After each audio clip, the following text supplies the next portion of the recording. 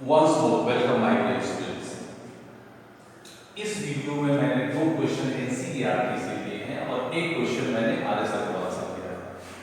मुझे इसमें एक बार फिर से आपको समझाना है कि ट्रायंगल का नाम कैसे लिखना है। जैसे इसके पहले वाले वीडियो में हमने डिस्कस किया था कि जब दो ट्रायंगल को सिमिलर करना है तो उसमें हमको दोनों को ऑब्जर्व करके दोनों ट्रायंगल को उसके एंगल के इक्वल के अनुसार और साइड के प्रोपोर्शनल के अनुसार सही नाम लिखना सीखना है। We learn to write the name of the pair of triangles according to the correct order of the corresponding equal angles and also corresponding proportional sides। ये आपको सीखना है, बहुत जरूरी है बच्चों। आप कैसे भी ट्रायंगल का नाम नहीं लिख सकते।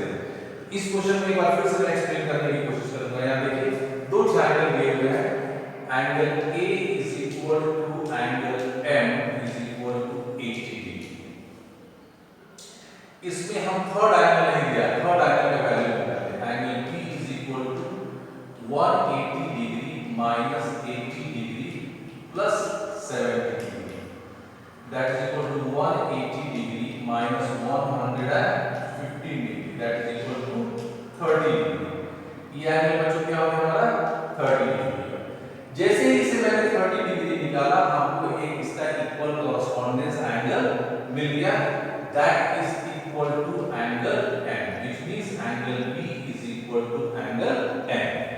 If two pairs of angles, two pairs of corresponding angles are equal, we can make two triangles corresponding। अब चलिए ट्रायंगल का नाम लिखते हैं। इसमें लिखिए ट्रायंगल ACB एंड ट्रायंगल। चलिए अब यहाँ देखिए A के लिए हमारे पास A का कॉरेस्पॉन्डेंस क्या है, M है। इसमें हमको तीन लेटर है, M है, R है और N है। M का कॉरेस्पॉन्डेंस क्या है हमारा A है, यानी A की इस A को किससे इक्वल करना है बच्चों, हम इन दोनों को कैंसिल करेंगे। M A का कॉरेस्पॉन्डेंस क्या है हमारा M है, हम यहाँ M लिखेंगे। B का कॉरेस्पॉन्डेंस क्या हो गया बच्चों, N हो गया। B का कॉरेस्पॉन्डेंस क्या हो गया बच्चों, N हो गया। तो B लास्ट लेटर में है, तो यहाँ पर लास्ट लेटर में हम यहाँ N लिखेंगे और बचे की जगह पर हम R लिखेंगे। तो अपने आप एक तीसरा एंगल CR के बराबर हो जाएगा। इसमें लिखेंगे हम angle A is equal to angle M। अब हमको फिगर देखने की जरूरत नहीं है, that is equal to 80 degree and angle B is equal to angle N, that is equal to 30 degree. So triangle ACB is similar to triangle MRN because of angle correspondence। चलिए अब यहाँ आते हैं, ये हो गया आपका 6.3 का क्वेश्चन नंबर 2। यहाँ पर हमारे पास दिए हुए हैं कि ODC is similar to OBA। तो हमको ये तीन एंगल का वैल्यू निकालना है। दो एंगल के वैल्यू दिए हैं तो तीन एंगल का वैल्यू निकालना है। चलिए तो triangle ODC is similar to triangle OBA। अब कॉरेस्पॉन्डेंस के अनुसार angle O is equal to angle O, angle D is equal to angle B and angle C is equal to angle A।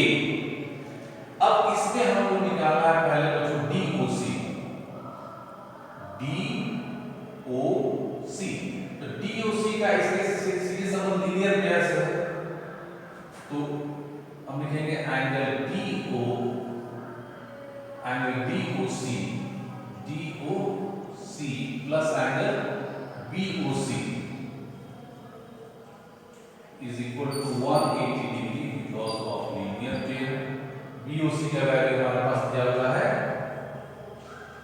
125, that is equal to 180। So angle DOC is equal to 180 minus 125, that is equal to 10 minus 5 5 and 7 minus 2 555। इस angle का value हमें निकालना है। अब आते हैं DCO पर, यह एंगल हमारा निकल गया 55। तो हमको निकालना है DCO।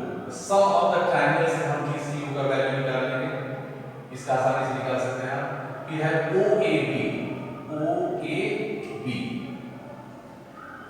OAB किसके बराबर है हमारा? OCD के बराबर, यानी कि ये जो OCD एंगल हुआ उसका वैल्यू हमारे पास OAB के बराबर होगा। पहले हम इसका वैल्यू निकालेंगे DCO का। Angle DCO is equal to 180 degree minus 75 degree plus 55 degree। ये क्या से बच्चों मिला बच्चों? Angle sum of the angles of a triangle is equal to 180 या पढ़ चुके होंगे। इसका वैल्यू निकालेंगे 180 minus 5 7 and 5 12। ये हो गया minus 5 and 7 minus 2 5। तो इस एंगल का वैल्यू हो गया 55। दूसरा निकल गया हमारा 55, ये निकल गया हमारा 55। अब OAB का निकालेंगे OAB। अब यहां देखो बच्चों, angle A is equal to angle C। C इसका वैल्यू कितना है? ये दोनों एंगल हमारा कॉरेस्पॉन्डेंस होते हैं। सिंस एंगल OCD या DCO, angle DCO is equal to angle OAB because triangle, these two triangles are, ये हो गया हमारा CAST, CAST, corresponding angles of similar triangles are equal। तो OAB का भी वैल्यू कितना हो गया हमारे पास बच्चों? 55 डिग्री। तो यहां पे हमने किसका यूज किया? कॉरेस्पॉन्डेंस एंगल्स का, जो कि उसमें हमने प्रूव किया है। अब लास्ट क्वेश्चन हम आते हैं। ये क्वेश्चन आपने 6.2 में बहुत ही लंबे मेथड से बनाया होगा। इसमें देखिए बहुत आसानी से बन जाएगा। यहाँ पर दिया है आपके पास ABCD is a trapezium in which AB is parallel to DC। ये कंडीशन हमको फाइंड आउट करना है। तो क्या हम इन दोनों ट्रायंगल को सिमिलर कर सकते हैं? हमारे पास कौन कौन से कंडीशन है? Angle angle angle, side angle side, और तीसरा हो गया हमारे पास साइड साइड साइड। और इसी का एक बच्चा है जिसे रिजल्ट मिलता है एंगल। तो इसमें कहीं भी साइड का मेजरमेंट नहीं दिया हुआ है, तो हमको फोकस रखना है केवल पहले वाले। अब देखेंगे proof. In triangle AOB and triangle, अब देखिए एंगल O का इक्वल एंगल O हो जाएगा क्योंकि ये वर्टिकली अपोजिट एंगल है। यहां पर ये angle 1 is equal to angle 2 क्योंकि ये अल्टरनेट है। एक जगह किसका नाम लिखेंगे बच्चों? यहां पर ध्यान दो, एक जगह किसका लिखेंगे? C। यही मुझे सिखाना है आपको, क्योंकि यहां पर हमने कॉरेस्पॉन्डेंस पकड़ा है कि एंगल A का वैल्यू एंगल C के बराबर है। हम D नहीं लिख सकते हैं यहां। ये सीखना है आपको कि कैसे ट्रायंगल का नाम लिखना है, COD। अब यहां लिखेंगे हम angle AOB is equal to angle COD, that is equal to vertically opposite angle, and angle BAO, अब जो फिगर देखने की जरूरत नहीं है, angle BAO is equal to angle OC, sorry, angle BAO is equal to angle DCO, angle DCO because of alternate interior angle। ये हो गया हमारा एंगल 1 और ये हो गया angle 2। So triangle AOB is similar to triangle COD because of A। अब हमको ये रिजल्ट फाइंड आउट करना है। देखिए अब देखिए हम कैसे करेंगे। यहां पर मैंने पहला लेटर लिया AO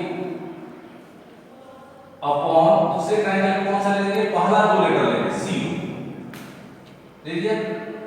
फिर पहले ट्रायंगल का लास्ट टू लेटर लिया BO, तो दूसरे ट्रायंगल का भी लास्ट टू लेटर लेंगे तो मिल गया हमको D। ये कौन सा फार्मूला था?